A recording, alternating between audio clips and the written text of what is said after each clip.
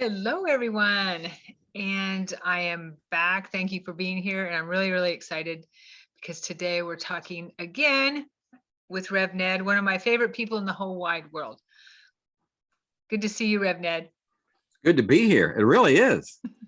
Love that smile. Love that smile. Oh, thank you. Yours too.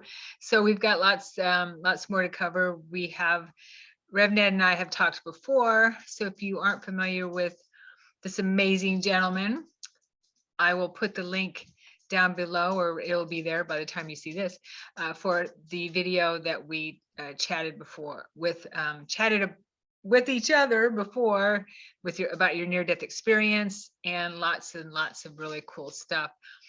So we won't cover that again today because Rev Ned has some amazing stuff he wants to share that's a little bit different. So let's get into it. Yes. What's been going on with you lately, Rev Ned? I can think of the big word, woven, or the weave of the land, in many, many, many ways, in many areas. During a Lakota ceremony years ago, there was where the room is totally dark, and the medicine man is wrapped up in a blanket, and you can't see anything. He has his altar set up, and he becomes untied, and he was sitting there at the altar. It's still dark. You can't see the person sitting next to you. You sit on a floor, maybe 125 of us there in this room, this big room. It was like a little conference center out. And he said, Sitting Bull has entered the room. And there's a person that he's wants to touch, and he's next to a person. And this, because there's lots of humor in native ways. The person he's sitting next to has a big nose, and he's in the corner, and everybody's giggling and laughing. And he says, this person has his arms on his knees like this. He explained it really well. And he's going to squeeze your thumb. And all of a sudden, I felt my thumb squeezed, and this energy came into me. Okay. Before that ceremony, years before that ceremony, I was at a conference in a leadership role in the back room, and it was a quiet meditation time. And all of a sudden, I see this huge orb, and it's getting bigger and bigger as it comes to me. And it was, at the time, I was told it's not a medicine man, it's a holy person, more higher, elevated spiritually. And when it entered me, it made this sound into me. Now I know who that was, one and the same. And I've had other experiences like that, but that gives an idea of Mr. Sitting Bull. Okay. And with the weave, the wove of the land is all. I wake up and I think about this. And there's a few years ago, one of my friends that I call Rabbi Earth has this amazing land. It's very, very sacred land. We know there was native ceremonies on this land in the past, way back on this property. It's called the bowl. The trees are energized with this energy from long ago. But there's something wrong. Something's out of balance. Something's not connected. So Rabbi and his wife and I went out to eat that night, came back. She left to go babysit her sister's house. And it was just Rabbi and I. And this mystical, beautiful rain was coming down. It was warm, light jacket. And I said, let's jump in Muley, his side-by-side, and go back to what we call the Grove, where we've had incredible ceremonies. I just felt that's what we need to do. And he said, okay. So we go back there, and I offered the tobacco, giving thanks. And there's a spirit elder, Native American, that comes out. Sometimes when we're sitting at the fire, he comes out and speaks to us. Sometimes when we have the sacred pipe, the chanupa, we'll offer to him. And when I went over to offer tobacco, and this is in the west direction, he spoke to me. And he said about healing the land. He said, Rabbi will dance powwow. He's a powwow dancer. He said, Uncle Dave dance Sundance. He's a sun dancer in a Lakota fashion. And you dance the way you dance. And what I found was that he wanted the weave of the land brought back together that was split by people that owned the land that had no idea about the energies and the entities on this huge piece of land. So we did some planning and strategizing and preparing ourselves to do this for him. That particular night, after I finished speaking with him, I could write a small book on what had happened. But basically there was, at first, all these thousands of orbs are around me. It was like I was in a stadium of some sort, and I was the spotlight, and they were all looking down on me. And you and they could were see the them? same thing. Oh yeah, they were all, when I turned, they were, but I did things in the right way, offering tobacco Wow. and good intentions. It was amazing. It was an amazing night. And then I remember going over, I saw some little people, some gnomes over to the side, and there's a tree that splits off like this.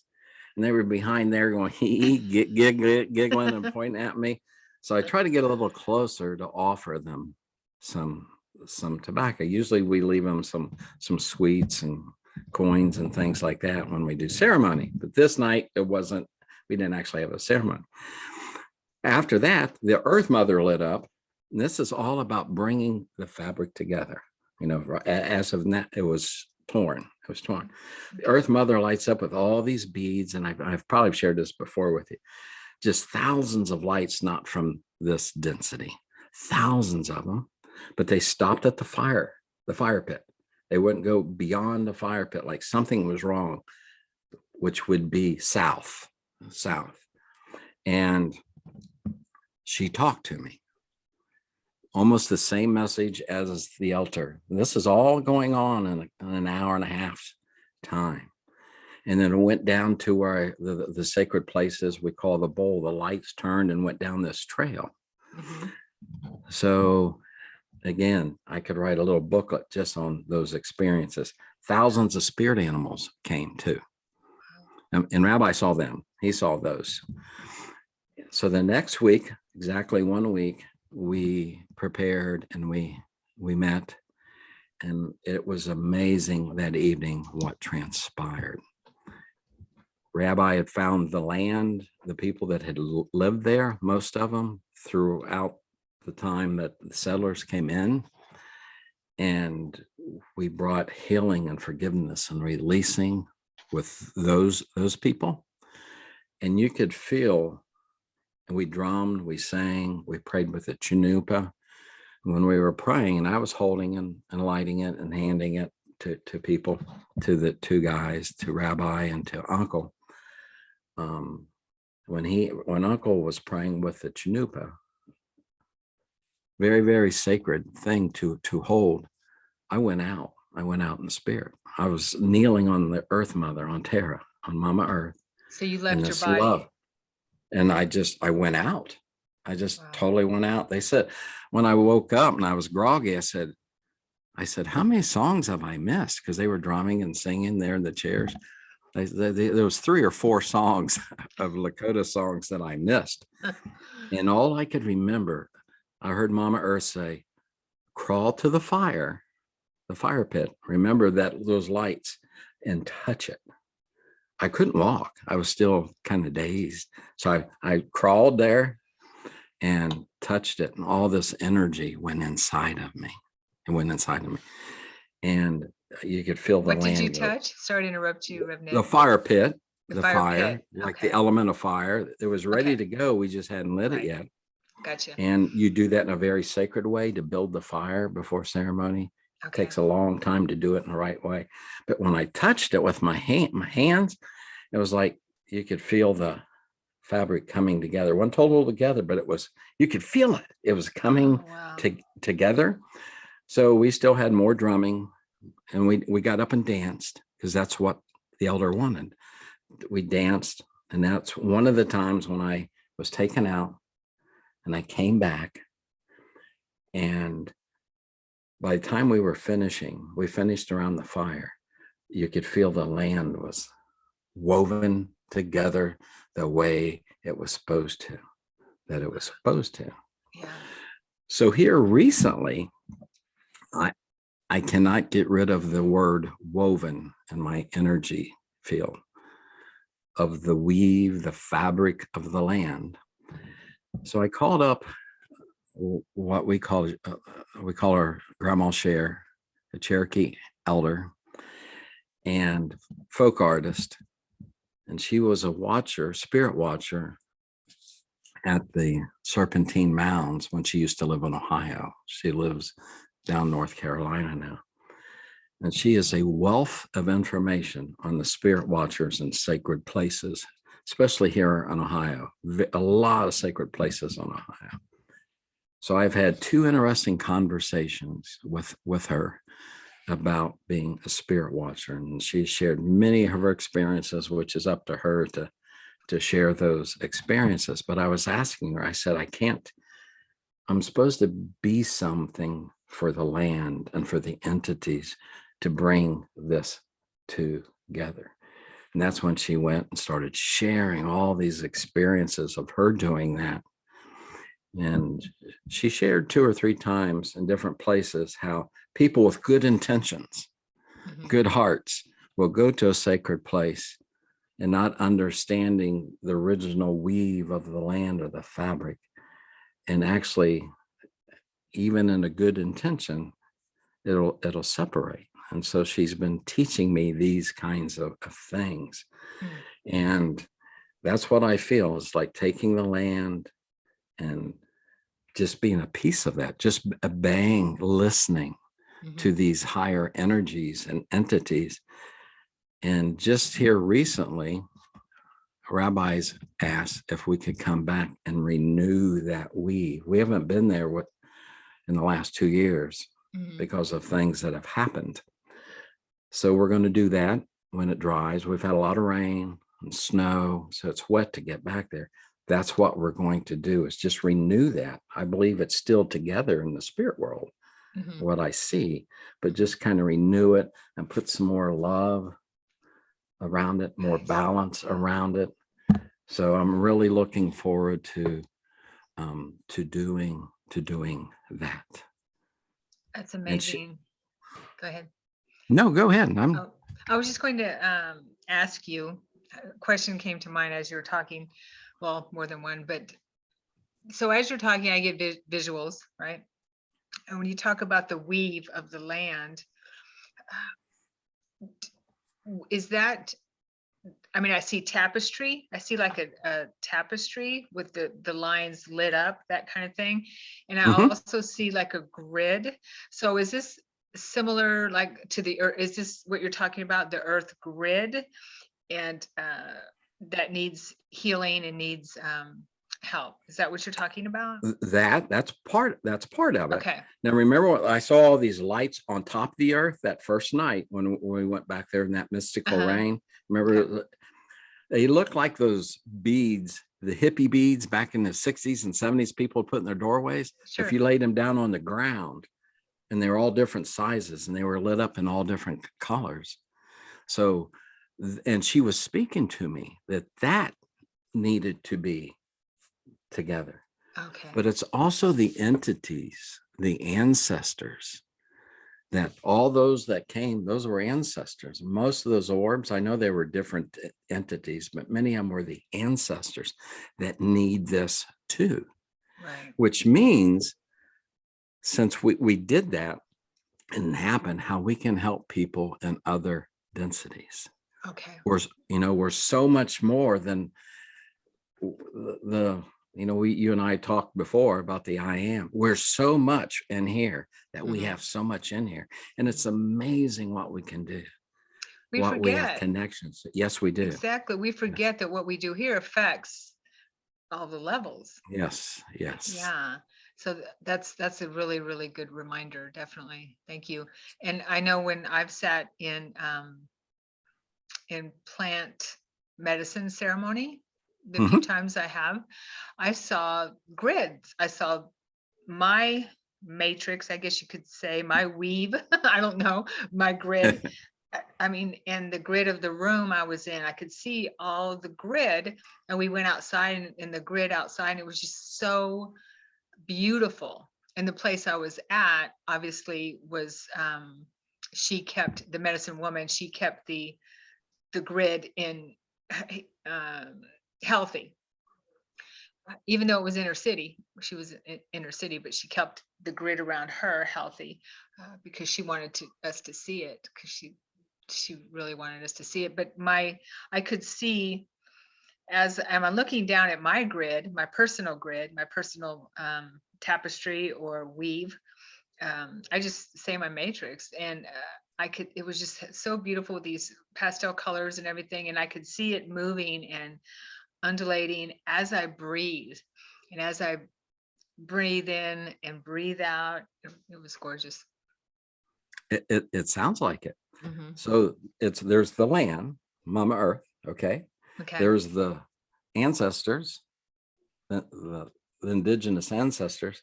There was thousands of spirit animals there that evening. So they were part of this weave. Then there's the little ones, the little people that were there. So there was like different densities that needed to come together, and so humbling just to be asked to be a part of that. Right. Just to be a part of that. It was so sacred, so holy. It was quite amazing. Quite amazing. Oh, I bet. And to be able to see that with your mind's eye, or see what that looks like. I mean, I'm just getting these visuals of how they, of course, would never do it justice, but as you're doing that work and that you're called to do that work, how beautiful that would be. Yeah. Yes. Mhm. It's really hard to explain what I felt those 2 nights. The first time we were there, and then we came back 7 days later. It's really hard to put into human words. Sure. The county that we live in here in Ohio had at one time over 250 native mounds, Indian mounds. And one, and I don't remember if I've shared this with you before, many years ago, there our son-in-law called and said, the people are getting sick. Women are getting sick, needing surgeries, animals, livestock. This is out in farmland. They're farmers. The livestock's dying. And he says, it's coming from the mound and our neighbors. So something had happened to the mound, went from light to dark. Did the research, how it's pointed to one in the state park. We live in a state park region, and there's one up in the state park, and they're pointed. So he even took that like crime tape, a rope, and from the bottom up to there so we could find it that particular day. And I won't get in all the specifics. So we took a 4x4 to at least get there. He needed a 4x4 vehicle to get back in there. And this huge owl, it was a spirit owl, huge owl. There was another man and I that came and is like, go this way. It was huge. I never seen a bird that big. Wow. And we followed this white owl, and we found the rope that we needed to find. And when we got up there, this thing was going,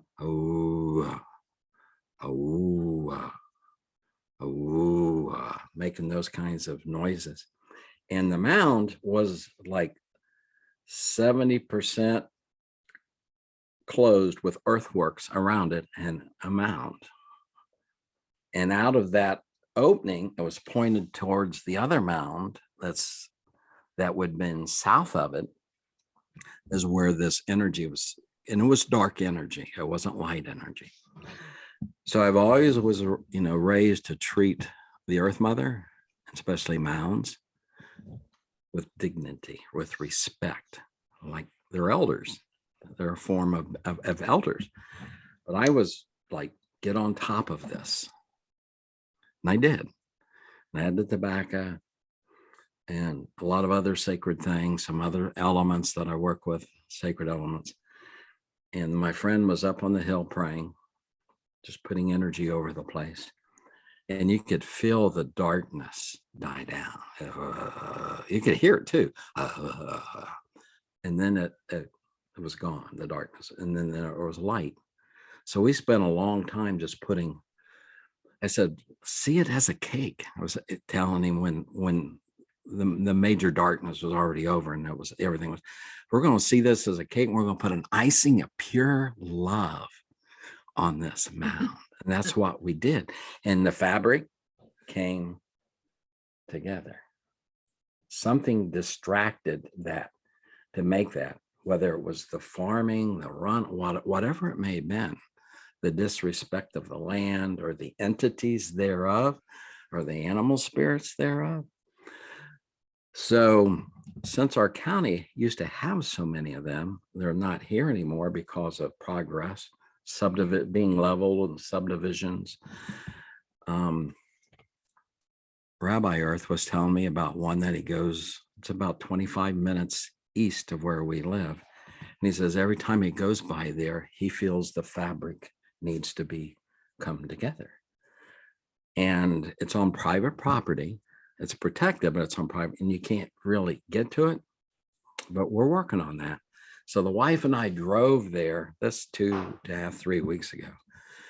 And I got out on the side road, laid tobacco down, offered, what can I do to help the energy, the Earth Mother, and these entities, and this energy, and a really wonderful, beautiful, I'm getting chills, goosebumps. And it was wonderful. And I said, I'll be back. It was like making this connection. So there's something we have to do to bring the weave together. We're still working on that. And it was just, that was an amazing experience that I'm still trying to process. Mm-hmm. So we're going to go back there. I'm going to do a little more research on it and see what needs to be done. And Sitting Bull's part of all of this. Sure. I feel his presence now and there now. Yeah. As soon as you started talking about him, when we were talking earlier, I felt him coming in. But, yeah, totally. So, ooh, man, yeah, I feel him. So I have another question. What can people do on their own land? Because when I'm, and I'm interrupting myself here, but when I moved back to Oregon, I moved on to my dad's land after he died to help with that, liquidate that property. And I lived there for a little while. But I felt that the land needed healing while I was there. And I actually had someone come in and build a medicine wheel, because my dad dug a pond and he had lots of birds and stuff like that. And he had swans, and he was a bird man. Wow. Actually, yeah, they did an article on him after he passed about the bird. They call it the bird man or something. Bird man. But yeah. And so, but I just felt that there was something in that area. I actually saw a Native American one day sitting there on a horse looking out at the pond. So, and this was 20 years ago or so. No, 15, how long have I been here? I've been here, I've been back home maybe 16 years. Anyway, so it was a while back. So anyway, I hired someone to come out who's a geomancer, and he suggested putting a medicine wheel in. So I put a medicine wheel at the mouth of the pond and did feel the energy change. I just felt the sadness from that Native American that was sitting there on this horse and he kind of looking out. Anyway, I know that it was a message for me, for him to tell me something, that there was some healing need to be done. So my question is, with that, I do feel that medicine wheel helped, and we kept it up, the whole time we lived there, and told the family afterwards. the history of the medicine wheel because we could tell that there was negativity or I'm not sure negativity, but it was just had a the land just had a sadness about it. Okay. And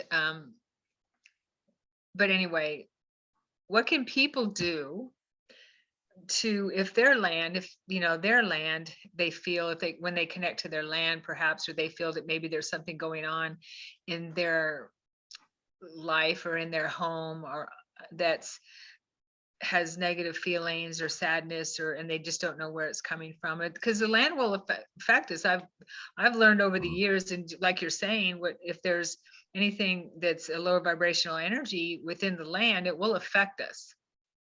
Well, yeah. Mhm. And so what can people do? What would you suggest that people can do to heal the land if they don't have the like the tools to weave the land together? Does that make sense? Sure. That's a Okay. great question. That's a great question. For me, this would help. We've done lots of ceremonies on this land, Hmm. and things would happen. Little things would happen, and you pick up on it. I mean, when you have the spirit elder walk towards you, towards the fire, Yeah. um, and we'd hear things. Certain birds would come at really different times, and you just pick up. But if people would go to the land, and for many times before they tried doing it with a good intention, first of all, to do that, right? Hmm. To bring it to wholeness, to Okay. oneness, to connection, to balance, which is a key word, the balance, Right. bringing the weave together, is just go spend time, lean up against a tree, or go different places in the different directions, like the west, the north, the east, the south, Hmm. on Mother Earth, above. And it's not just the land, it's those entities there.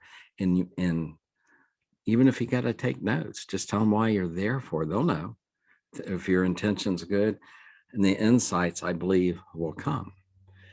Giving thanks to the elements, the water, if there's like a creek, to do a little thank you even ceremony with that, with the trees, with the earth mother, with the air in that place. You can give thanks and connect to that. You may get information through the elements. Hmm. If you can have a little fire, that's what really I think has helped me a lot. Is when we have ceremonies, we always have a sacred fire, and you can see the entities come, the spirit entities come. Yes. And so for me, it was a process of learning this and that till that evening with the mystical rain coming down. And even then, it was like, I got to do some cleansing here to get ready for the next week for this, what we're supposed to do to bring the weave together. Okay. And that's what I had done. We'd had many ceremonies, or sometimes we would go there and it wasn't really a ceremony. We just sit around the fire. And at 12 or 1 o'clock, we go off down these paths. Oh my gosh, fairies, little people, energies would pull me into a certain part. I mean, just pull me in, like in love, just like a magnet. They couldn't hold me. And we saw and experienced the energies of that land in different densities. And it just took time to build this up till it was like I was ready to just be a little part of it. I was just sewing little bit pieces, but that's what they wanted. So for somebody that wants to do this, I would just go spend time on the land with a good heart, get rid of things. There's something I do in the shower a lot, and it's an ancient Cherokee way of doing cleansing. They've used water throughout the world in different cultures for cleansing, Hmm. like the mikvahs in Yeshua's day. Hmm. Well, if you go, even if you do it ceremonially with water before you go out to your land, or if you take a shower, this is what I do. I visualize offering whatever it is that I need to offer to the water. Okay. I just did a video on the Facebook page about this, and I offer it and I see it going down, hit me, going down on the floor, down in the drain, and it's gone. Well, in the ancient Cherokee, the Cherokee priest would be down around a creek bend. It had to be flowing water, moving minis, and Lakota mini water, or around a river. And people would make something and put that energy they needed to release into that. Then they would let it go into the water. Okay. And then the priest would pick them up, either dry them and burn them or bury them. But we can do the same thing in a bathtub or a shower.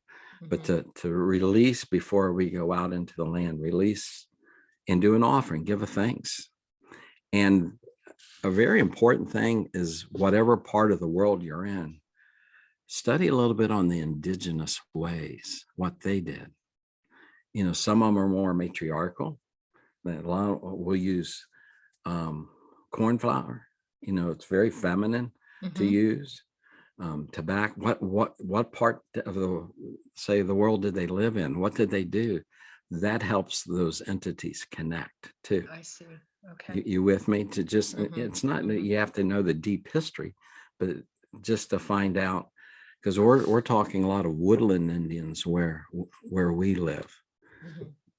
And I already know some of the ways that they did, and they still do, and that's very, very helpful too. But the purer we are, the cleaner, the clearer we are in here and here. You know, when we bring these two, you know, our heart has, they say, more neurons than this thing. I believe it. And when we bring it together, those things, Right. it's amazing, which is an old seen teaching. When you bring this heart up and the mind together, that's when you can tell that mountain to move. It's very, very powerful. Again, who we are inside, why we came here, our destiny, it's in here. We let all this outside stuff, we go to the outside to get this and this and this. When it's here, it's here. It's here. And when you can connect to these natural things like the earth and the elements and these entities, it's humbling. It's very, very humbling. It really, really is. And they look for that. That they know. Yeah. Oh yeah, they know our heart. They know our heart for sure. Thank you. Thank you, Rev Ned. That's amazing information. And I believe that we probably, everyone watching here, if you know any, if you live on land, you know anyone that that might need help with their land or something like that, it's probably a really important thing for us to do is to help heal the land. Correct? Would you agree? Yes. Yeah. I mean, of course you're doing it. So yeah. I mean, just to think, where would we be without the earth? Yeah. Everything that we do, from these glasses to the clothes we wear, to the bed that we sleep in, the roof that's over our head, the vehicles that we drive, the microphones and computers that we use, to the coffee that we enjoy or tea that we enjoy. I mean, everything comes from her. Right. And the more we have appreciation for that, again, for the earth, the four main elements, the water, the fire, the air, and the earth. And I know different cultures have a whole other list of the elements, but we are the elements. We have that fire within us. We have the air within us. We have the water within us. I don't think it's by coincidence that about 70% of the earth is water and about 70% of us is water. No, there's connection.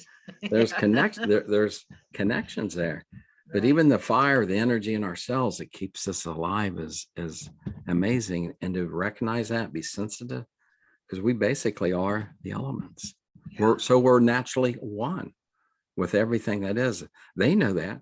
When I'm in the shower, I also visualize many times, not all the time, that the water hitting me is joining the water within me. They already know that. It's just Rev Ned trying to come with, yeah, they're connected. Let's bring these together. And wonderful things can happen. They really can. It's just the awareness of the now moment. This it's so sacred. This now, the now is. Yeah, beautiful. You are amazing. You because you, and what I really adore about you is you have all this knowledge and all this experience with the native cultures and the planet and the little people and all that. And you also have your experience and your connection with the galactic beings as well. So, I mean, what could be more balanced than that, right? And like I said, that what I feel the last several weeks is just the weave, be connected more with the land and the elements more than I've ever have. And it's like, is this why I'm here? Because we've done it in the past, and it seems like it is. That to do more with the land around here, to do more with bringing it together in the way it's supposed to, that they're asking it to be done. Not the way Rev Ned wants it to be done, or some group wants it to be done, but what are those entities in that area? What do they want? What do they need? Because they have wants and needs. We don't think they do, but they do. Sure. And to feel that at the end of that second week when we were dancing and drumming and singing and honoring them, oh my gosh, it was amazing. It was so amazing. Like I said, I went out. Some people say went out in the spirit. And I just, boom, I was out for 3 or 4 Lakota songs. And it was very, very moving, very, very powerful. Oh, wow. Yeah. Humbling. Again, that's the word. Humbling and grateful. Having that gratitude for all this. They like that. They like that attitude of gratitude. They really, really do. Yeah, I love that. And what you just mentioned about the earth beings, the little people, the earth beings, how we forget, we've been reprogrammed to forget that they also live on the planet. They're just in a higher frequency. And so we do things to our area, say dig or, add things on the land that we're supposed to be caretaking, because we don't own anything. And right. And we forget that we're also, it's affecting them as well. So I learned to, when we're going to be doing something, to at least let them know, hey, we're going to be digging here, or we're going to be putting up a shed here, and then get that communication flowing and make sure that they're okay with it. I can't imagine that they would come back and say, no, you can't do that. But hey, there might be some reason, I would say, for any kind of protection for you or and them. But so bringing back that awareness of the fact that there's lots and lots of beings that we are interacting with on the planet, on the land, and especially the land that we're caretaking in our own little world, and forge that communication again with them, and help it be a ongoing thing. I mean, to me, that's just the most respectful way of living on this planet. Yeah. It is.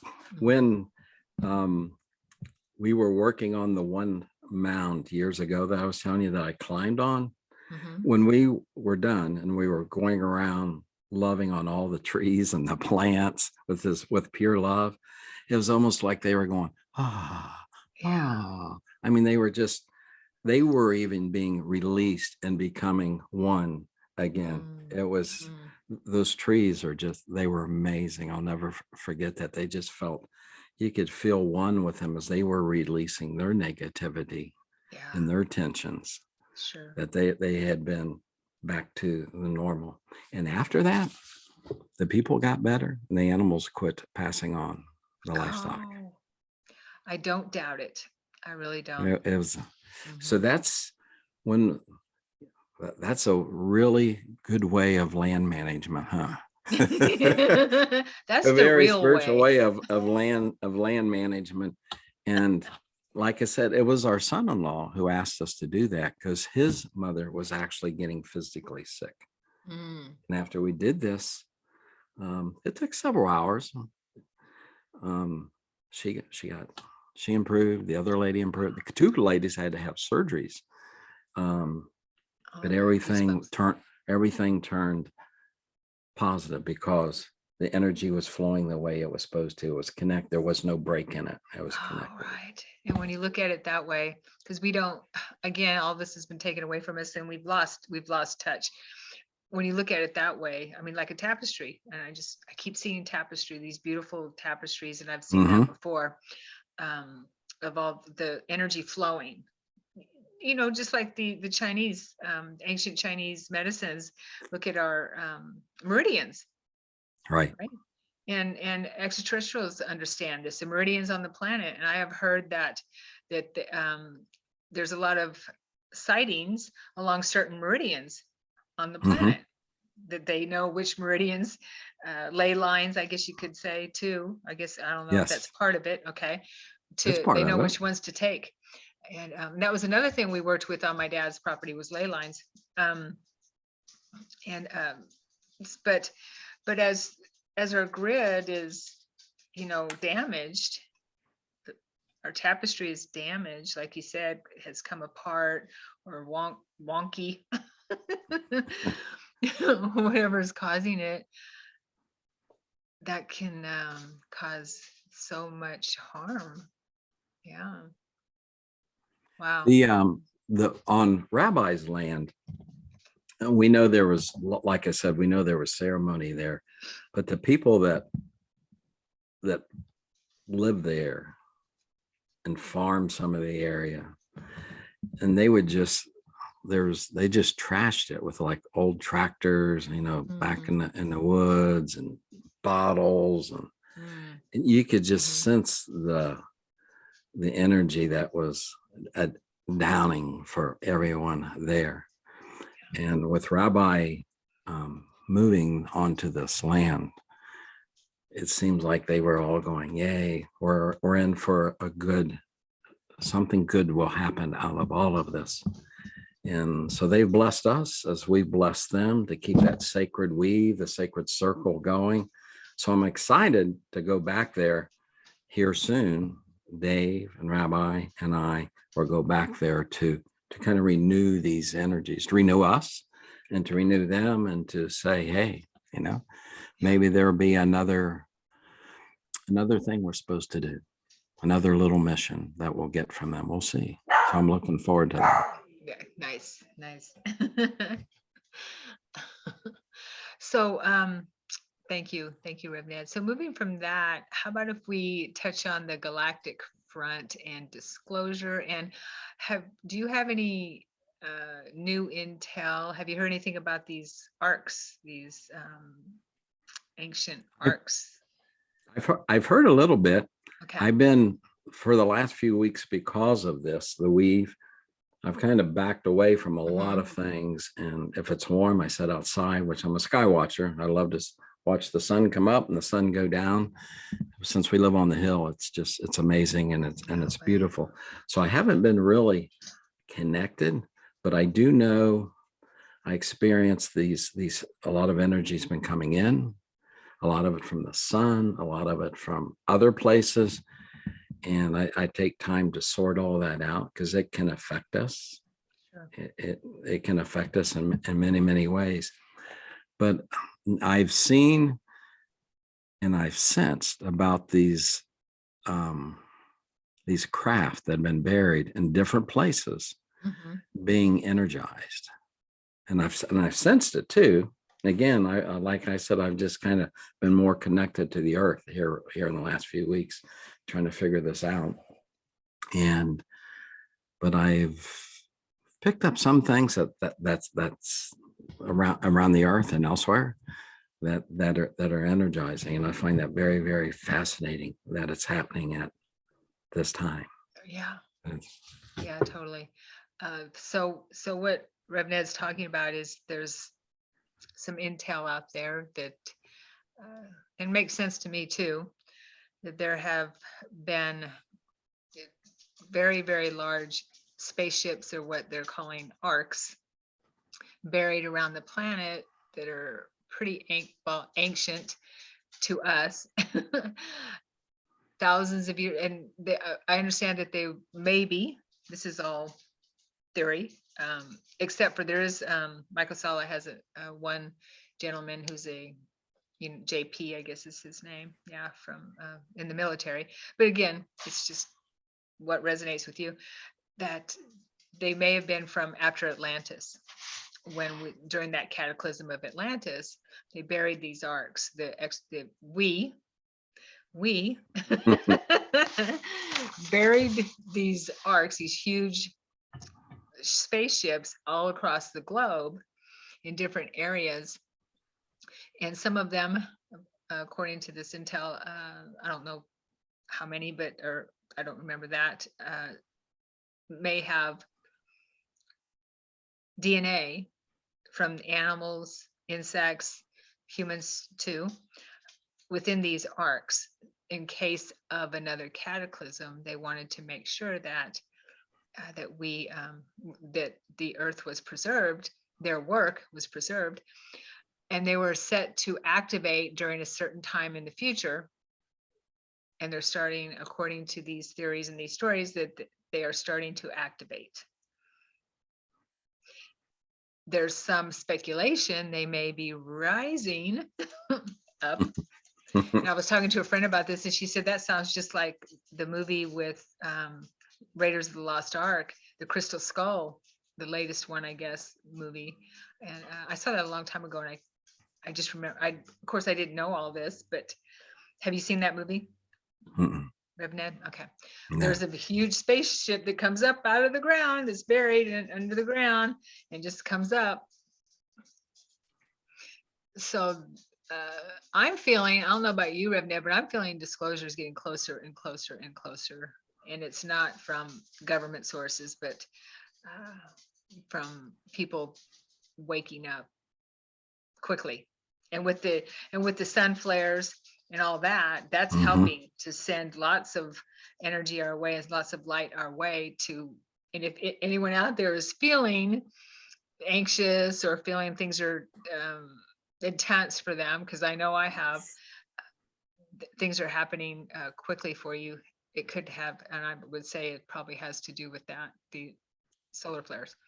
You know, the disclosure is so much more than say politics, military. Right. I mean, what happened to us, what continues to happen in the spirit world is disclosure.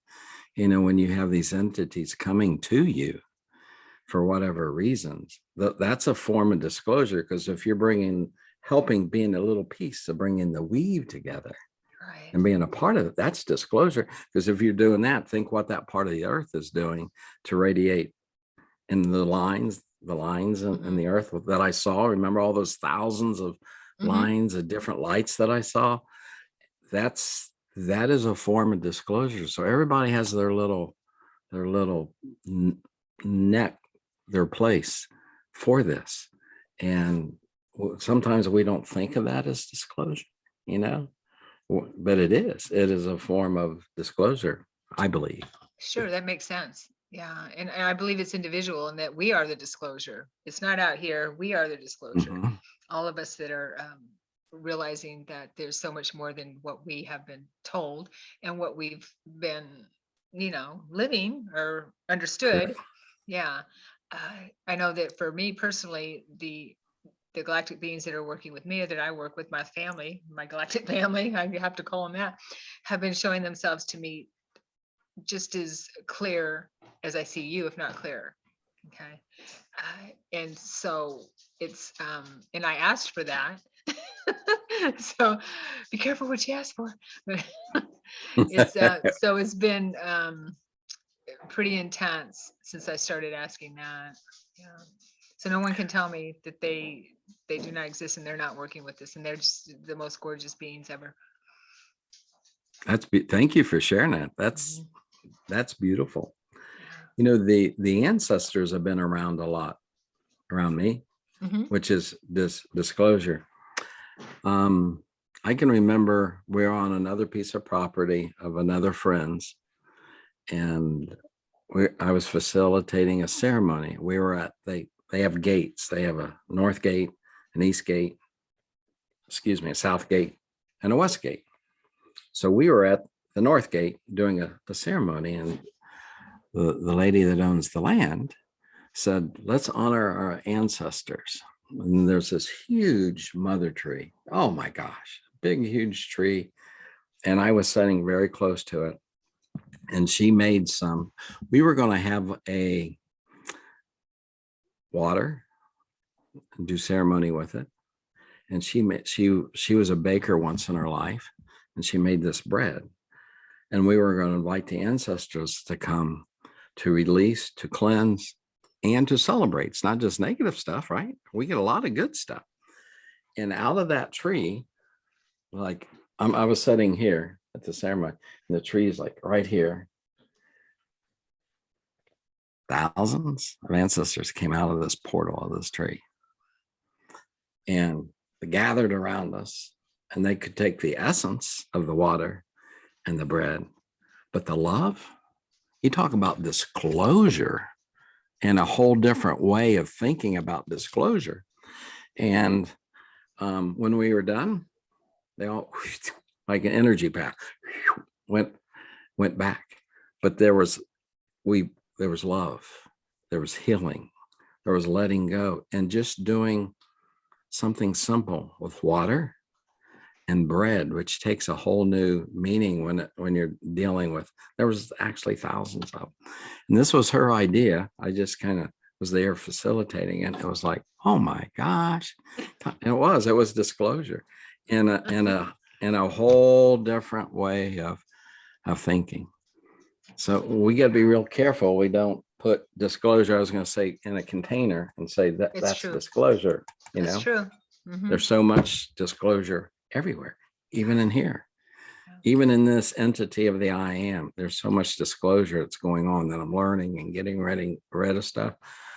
And it's every day is such a sacred gift to say thank you. You know, I've taught for years, every breath, sacred. Every step, sacred. And with that, things happen. Things just happen. They like to work with those kinds of energies. Yeah, I love that. I had a couple experiences with the I am in meditation. One was, I guess, about 20 years ago during my quickening times when I was meditating. I could have sat on a mountaintop my whole life and meditated at that time. I'm like, this is where I always want to be. And I was just meditating. I wasn't even chanting I am or anything like that. I was meditating, and my teacher, Yeshua, taught me to go deep. And I heard this voice resonate through me. I am. It was not my voice. Well, I was, but it was not this voice. And it resonated through my whole being. Really, it was a very profound experience, definitely. And then, I mean, I can't top that, but not that I want to, but recently in meditation, I was chanting, I just had the intuit to chant I am, the mantra I am. And as I was saying it, speaking it, I had the impression to put a positive after it. So I started with, I am love, I am light. And then I expanded on that, I am, I can't even remember what it was, but I am, say I am the sky, I am the planet, the earth, I am, and then I expanded more and more to I am the galaxy, and then I am the universe, and I went to multiverse, and I just kept going, and I just felt my energy just vibrating higher and higher and higher. It got quicker and quicker, and it got to where when I got to multiverse, I'm like, okay, that's a little too much right now. Bring myself down, so I had to slowly bring myself back down to this frequency. I was getting higher and higher and higher during my meditations, and it got very intense. It was a little scary. When was that? This was about, I'm gonna say 3 weeks ago. 3 weeks ago. Mm-hmm. That's very powerful. It was very powerful. Yeah. If you'd have went on, would say, Where'd Sharon? Where'd she go? I know. Where's Where's she? she? Where is she? Right? Where did she go? That, because when we say that, the I am, we're connected. We always have been connected to all that is. Right. So when this person goes on to that land, they're not separated. They're connected to everything, to those elements, to the energy, to the entities thereof. We're all connected. We really, really are. And when we can start to grow and expand in that type of recognition that we are one, I am one with all that is, it's amazing. And that means we have to let go of, get in that Cherokee shower and let go of some of the things that are restricting that type of thinking, being, and moving and acting, of things that are being barriers or blockages, which we all have been inundated with since we've been in mother's womb, our mama's womb. And that water, that sacred water, is inside mama, you know. Yeah, I love that. I love that. So beautiful talking with you. We've gone a little bit over an hour. We're gonna have to do this on an ongoing basis. That's all it is. Thank you, Rev Ned, for being here. Do you have any parting words you'd like to share with us? That, like I mentioned, life is so sacred, no matter what you're going through, because a lot of people are going through lots of stuff currently around the world. People that'll listen to this, that life is so sacred, and there's more within us. There's so much more, that we're amazing beings of love and light that can do amazing things. And if he can use little Rev Ned to help with the weave, and I'm talking about all these other entities, higher entities, and I try to get up because I've had health problems off and on, and meditate and heal and get over it, and something else comes around the river bend. That I've taught this for years. Like I said earlier, every breath is sacred. Air is sacred. Every step that we make, because I had Lyme one time where I wasn't even supposed to be able to walk, or the Lyme doctor said, you should be in a chair, you should be in a bed. And he was amazed. He took me out to eat to figure out what made Rev Ned tick. And every step is sacred. And we have so much in us that still needs to blossom, to be connected and bloom. And that's amazing. That's still going on with Rev, and it's supposed to go on with all of us. And it's just, every day is just amazing. Even with all the stuff that's happening out in the world and around us nearby, with relationships or work, whatever it may be, there's infinite, full of love and hope and peace, tranquility. I love the word tranquility, because we can be going through stuff and I still feel so tranquil within here. The storms out here going on, feel very, very tranquil. And I want to thank you for having me, and thank you for the gift that you are to so many people. I thank you and all of the listeners. Thank you. Thank you. You're so sweet. Thank you very much. Okay. Well, thank you everyone for being here and for watching. And of course, don't forget to subscribe if you're not subscribed. Hit all those buttons, like,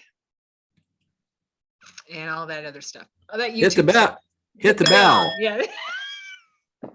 Hit the bell. Hit the bell.